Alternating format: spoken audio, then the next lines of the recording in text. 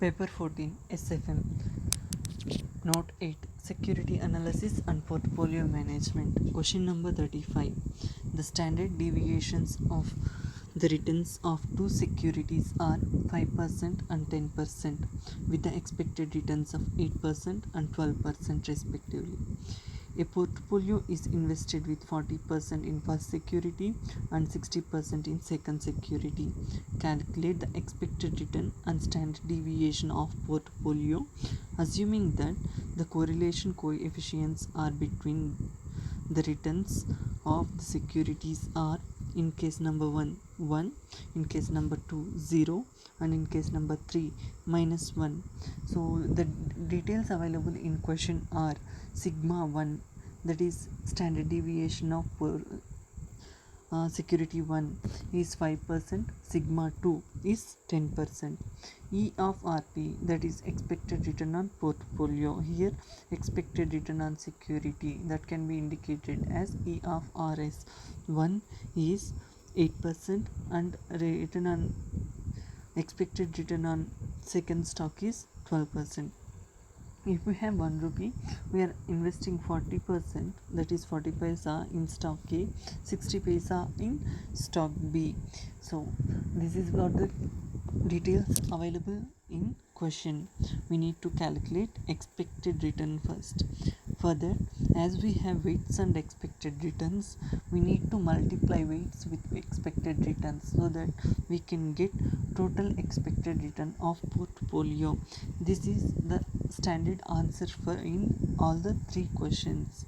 I mean to say 3 scenarios which indicates correlation coefficient, that is rho. So let us substitute values. Weight 1 is 40% into sigma 1. Expected return 1 is 8%, whereas weight in stock 2 is 60% into expected return in stock 2 is 12%. So when we substitute values, 0.4 into 0.8 plus 0.6 into 0.12%. So that finally expected return on portfolio is 10.4%. This is the standard answer in 3 scenarios of correlation coefficient. In question, in 3 scenarios they calculated expected return. The answer will be same in all 3 scenarios. And for calculation of standard deviation, firstly for formula we need to apply square, and to cancel that we need to apply square root. But in this answer they directly given square and square roots together, so that easily we can calculate net answer without any more calculations and steps. Therefore sigma p, that is standard deviation of portfolio, is equal to weight 1 square sigma 1 square. That means weight 1 square into standard deviation of security 1 square plus weight 2 square into sigma 2 square plus 2 of weight 1 weight 2 sigma 1 sigma 2 and rho 1 2. Here they given rho 1 2, that looks like P 1 2, not 12, but that in as per earlier questions and answers, that is that was written at the end after sigma 1 2, then rho 1 2, and after 2 w1 w2, that is written here as texted here as w2, but actually it is w1 and w2. You can see in second question answer I have written w1 and I highlighted rho 1 2. That rho 1 2 we used to write at the end like w2 into w1 into w2 into sigma 1 into sigma 2 into rho 1 2. Okay, so this is standard formula for in all 3 cases, where like correlation coefficients, rho is 1, in second scenario 0, and in third scenario -1. So let us substitute values to get answer for first scenario, that is row value is 1. So weight of 1 square is 40% square, 0.4 square.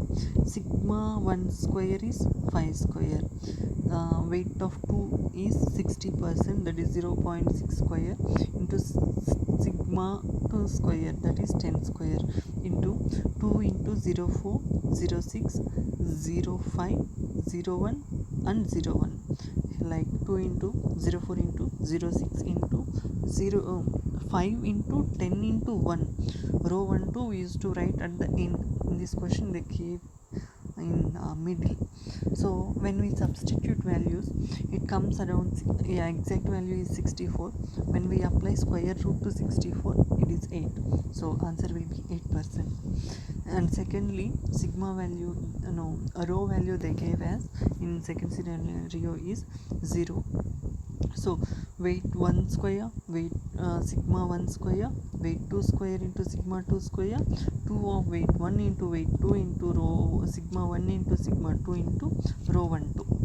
Okay, so 0.4 square into 5 square, 0.6 square into 10 square, plus 2 into 0.4 into 0.6 into 5 into 10 into 0.